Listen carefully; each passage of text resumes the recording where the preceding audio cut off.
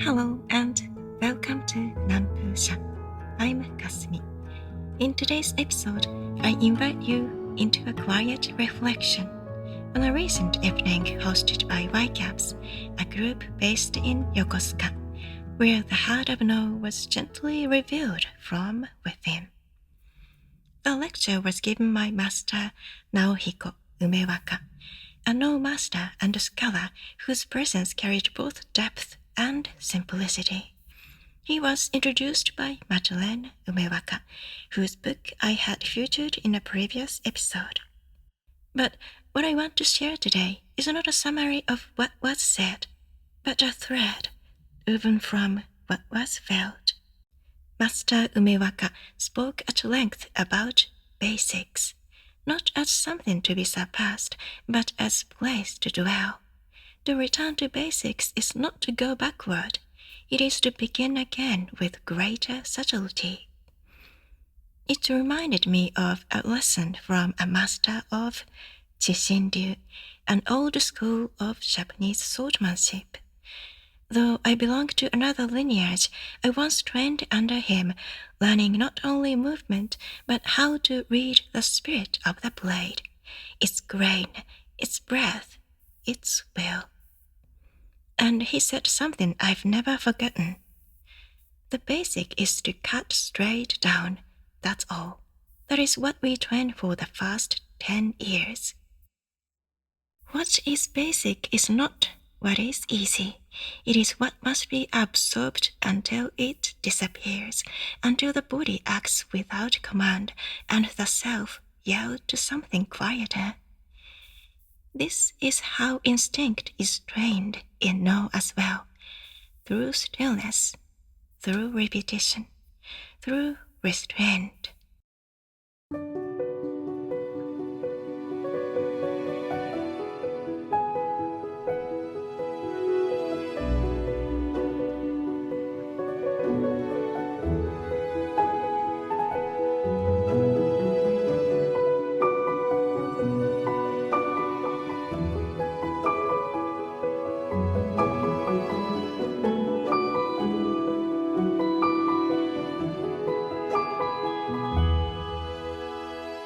One term Master Umewaka used was striking, isometric motion, a stillness that is not passive but charged, internally resisting itself.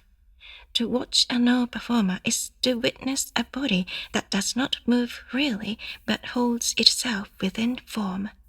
Muscles activated without motion, the breath held between lines, the step that floats, suspended. This, he explained, is not simply form, it is soul, tamashii, made perceptible. Technique is not the goal, it is the container.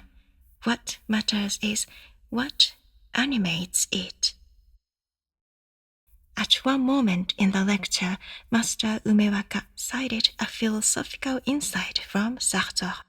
Perception and imagination cannot coexist. To perceive is to see what is, to imagine is to see what is not. And so, on the No stage, the actor must choose. Will I show the mountain path, or will I suggest it and allow the audience to walk it with their own mind? This is the aesthetic of No, to do less, not out of absence, but to leave space for the unseen, not to explain, but to offer the unspoken.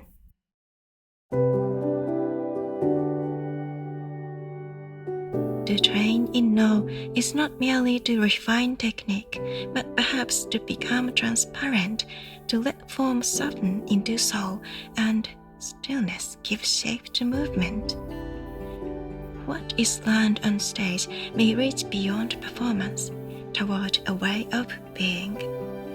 A stillness that stares, an absence that speaks, a discipline not fixed but open, quietly, to something unseen.